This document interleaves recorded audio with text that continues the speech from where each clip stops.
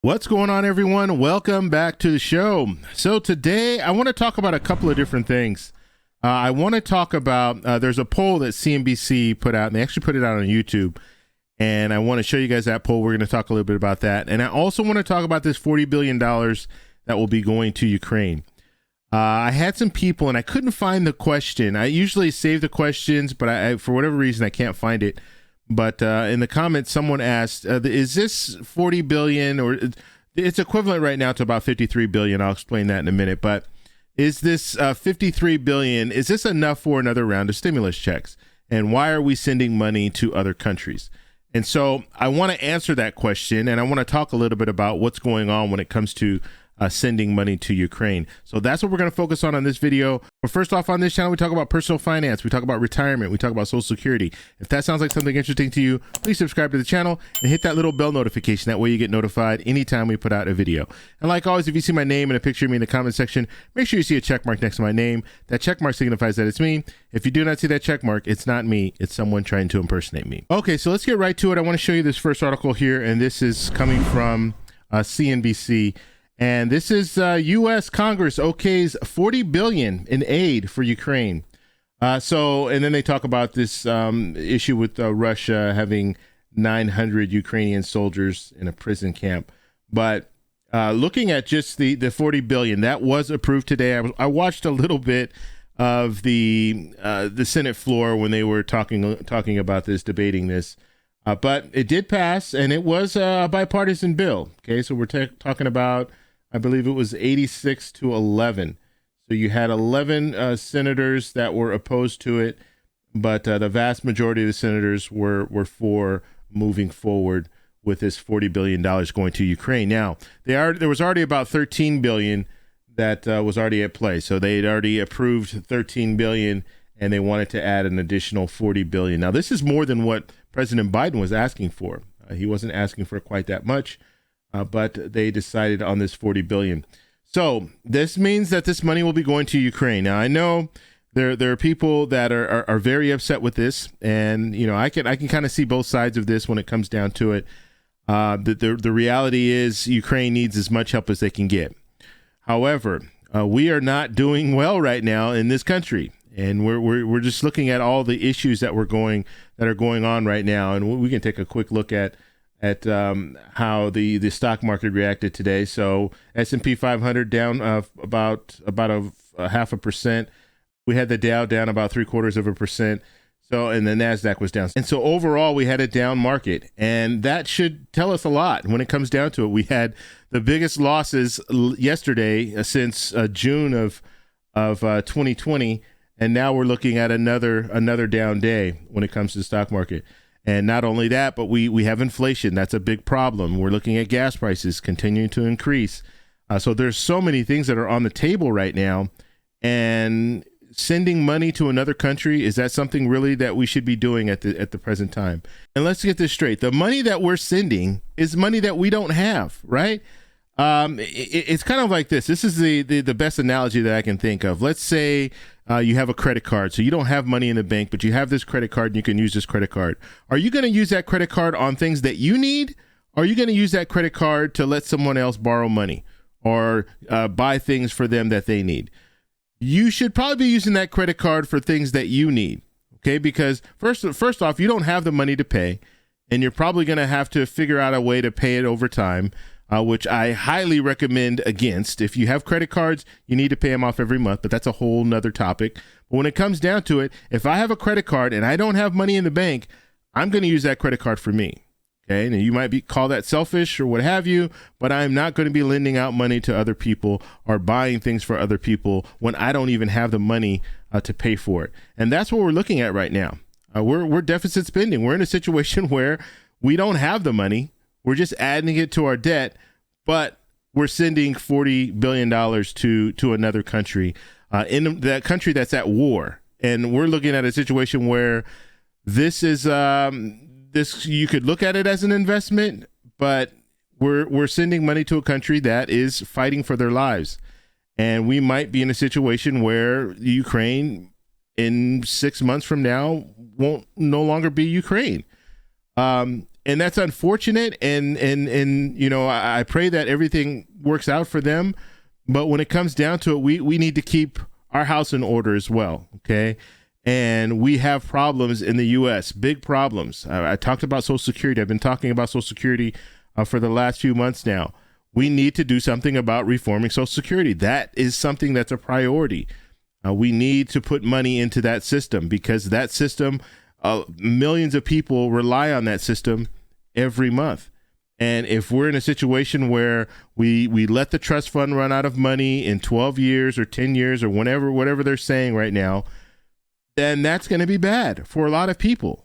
Okay, that doesn't mean that Social Security is going to go away completely. It means that it'll be reduced by probably about 20%, which is huge for a lot of people, because people are living paycheck to paycheck. I can't tell you how many people in the comments let me know, look, I would be lucky if I had $10 left over after receiving my Social Security check, because it's just not enough. It's not enough for me to pay all the bills I need to pay rent and to pay everything. So this is a big problem. It's a big problem when we start sending money to other countries. And we saw the same thing in Afghanistan, where the U.S. has always been a country that tries to lead with their wallet. And that's just the reality, right? Anytime something goes wrong, we step in. Hey, we have the aid, we have the manpower, we have all this. And we always do that.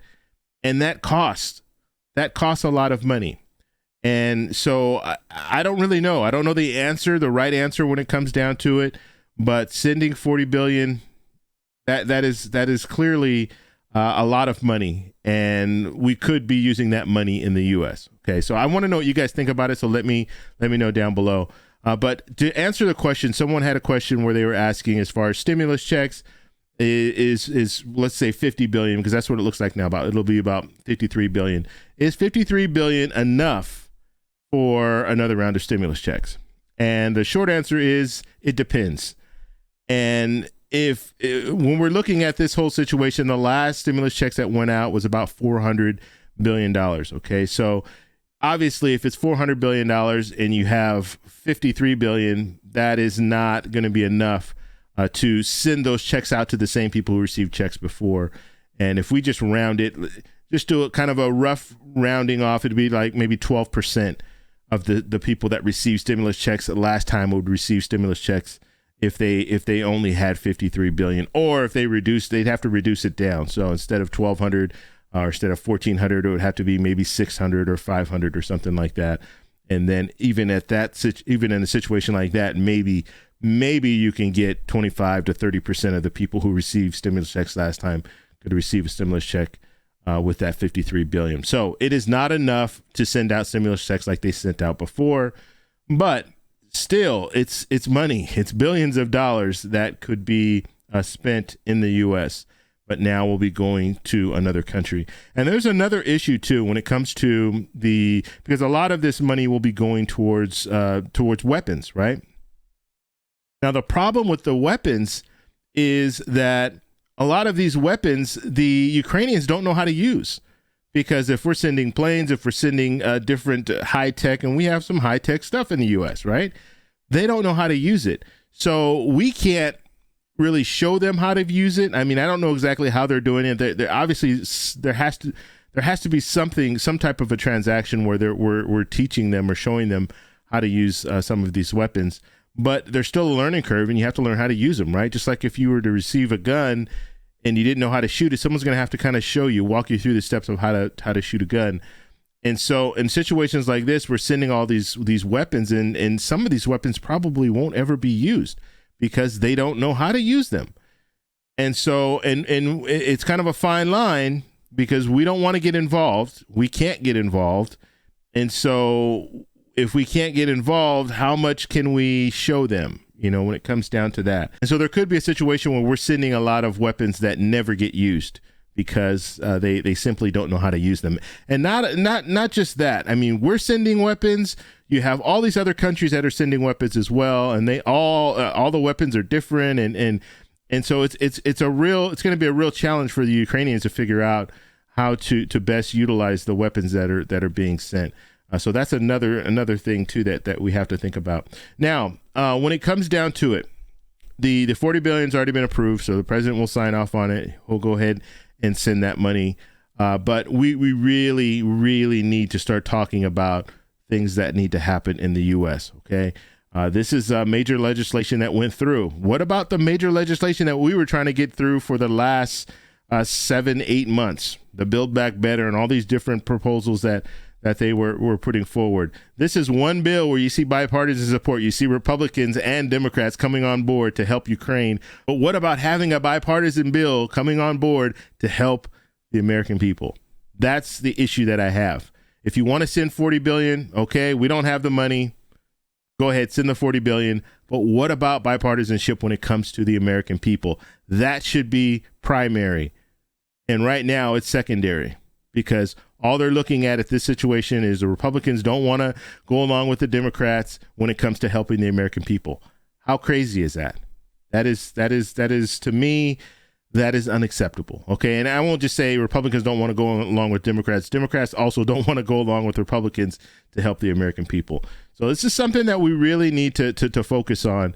And we have a few months before the midterms. Hopefully we can see some type of legislation move forward to help some of the American people who are struggling right now. I know they're still talking about some type of a stimulus plan for businesses. Okay. So they're not talking about stimulus checks or anything like that, but they are talking about a stimulus package for businesses. Now, we did have one senator out of Rhode Island that was talking about some type of stimulus check for gas.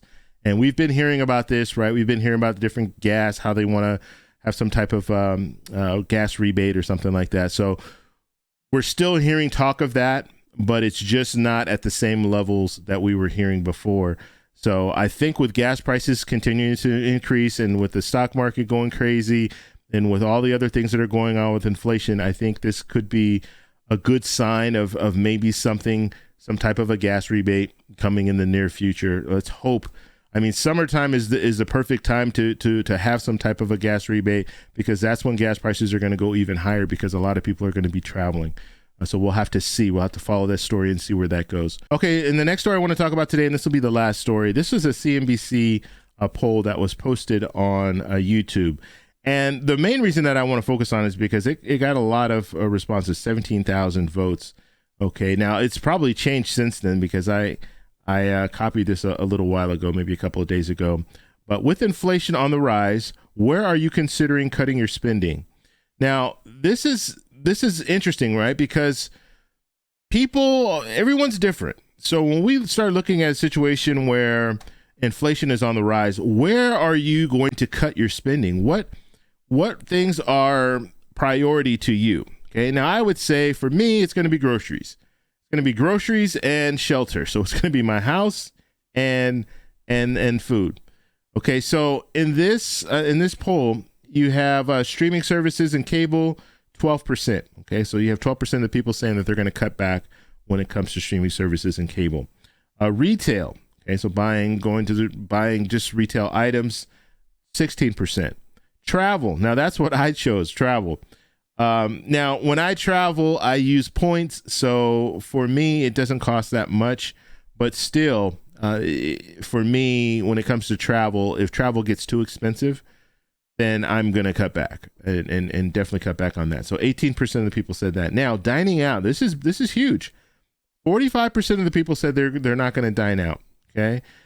And then other is 8%. But I want to focus on that 45%, because that's a huge number of people in this poll that are saying they're going to stop dining out. And that will definitely hurt our economy if that's the case.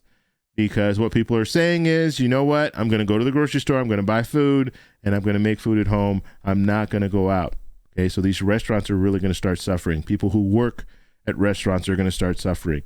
And so that's one of the reasons why they're talking about having some type of a stimulus package for businesses, small businesses, because this is what's happening right now. A lot of people are not going to restaurants. They're staying at home and they're eating at home. They're not patronizing these restaurants, and these restaurants are really, really hurting. And so in the future, we can anticipate seeing even more of this. And I don't know what the outcome will be. Hopefully we'll get to a place where inflation will start to decrease, but right now it's still on the rise. Even though we had a better month in April than we had in March, we're still looking at a situation where inflation is very, very high. And the anticipation is that it will probably either level off but stay high but not drop, or it might even uptick a little bit more. So that's what we're looking at when it comes down to it. And so anyway, that's all I have for this video, but I just thought that was very interesting. 45% of the people said that they're going to stop dining out, and I want to know what you guys think. So I'm going to pass this poll on to you. So in the comments, let me know, what are you going to cut? What are you going to cut when it comes to inflation? Let me know down below. If you like this video, please give me a thumbs up. Please subscribe for more, and I'll talk to you in the next one. Bye.